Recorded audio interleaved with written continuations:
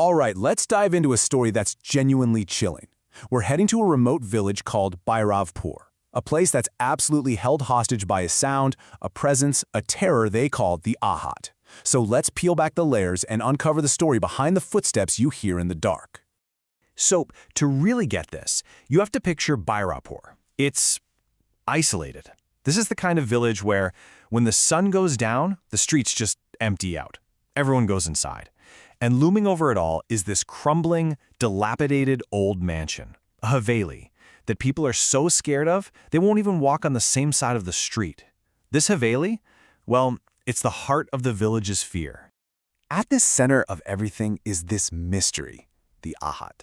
It's not a monster you can see. It's this unseen terror that just stalks people in the dark.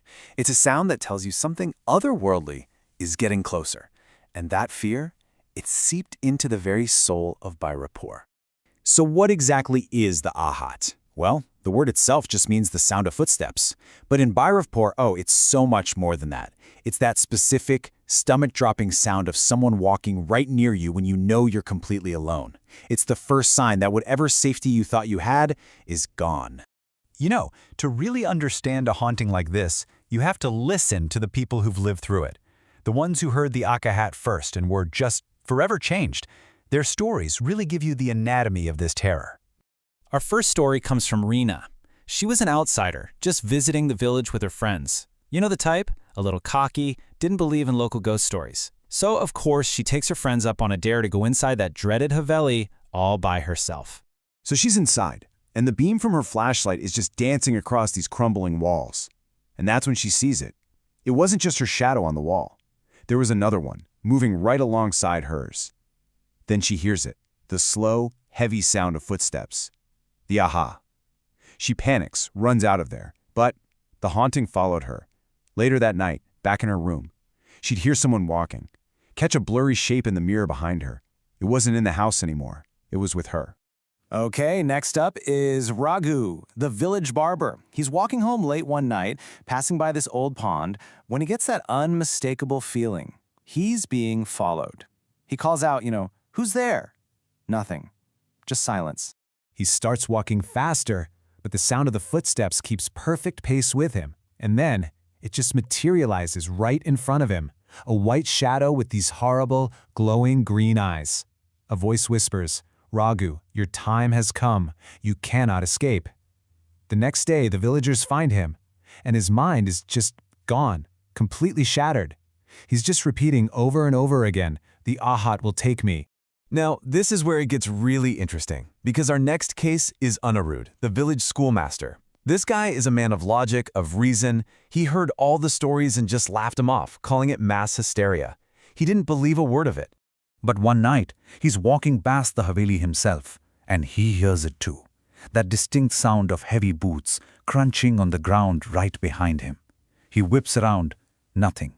The road is completely empty. And then a whisper right in his ear. "You cannot escape." And just like that, the skeptic became a believer.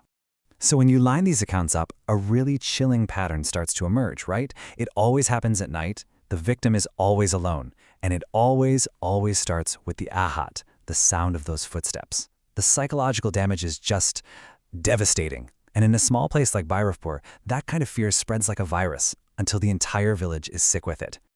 As the terror keeps getting worse, a small group of people decides they just can't live like this anymore. Rina, her initial fear now turned into a burning curiosity, teams up with the now believing schoolmaster, Anirudh, and a pretty rational police officer named Arvind. They decide they're going to confront whatever is in that house, head on. So, at the stroke of midnight, the team steps into the haveli. The silence is just absolute. Suddenly, Officer Arvind says he hears a whisper that no one else can. "If you want the truth, come to the basement." They search and find this old, rusted iron door. They have to force it open, and then they start heading down into the cold, damp dark. And it's down there, in that cold, musty basement, that they finally come face to face with the truth. The source of the Aahat is about to show itself. The very first thing they see sends a chill right through them. Scrawled on the wall, looking like it was written in fresh blood, is a message. "My curse is the Aahat. Whoever hears it will meet their end." Okay, so this isn't just a random haunting. This is a deliberate, targeted curse. And then, this hazy white form starts to appear, and a voice echoes all around them.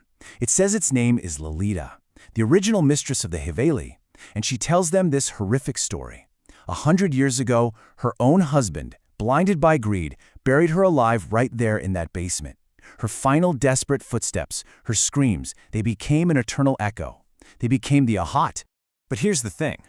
Lolita doesn't offer them any comfort. There's no peace in knowing the truth. She gives them a warning. Her curse is eternal. And now that they know her story, they are part of it.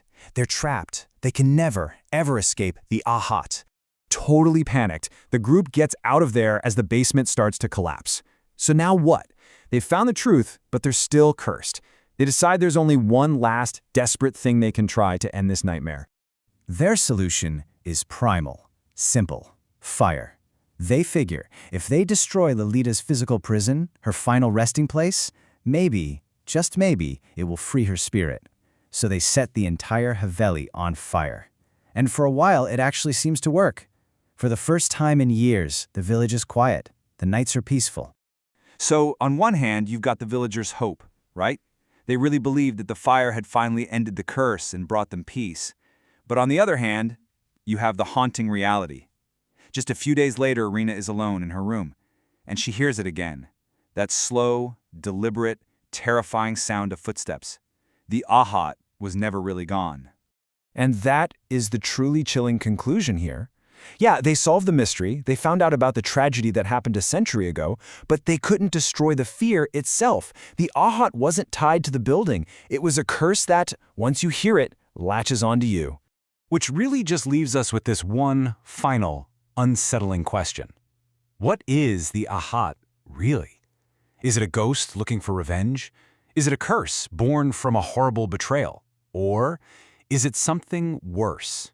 A kind of fear that, once it gets its hooks in you, becomes a shadow that follows you for the rest of your life.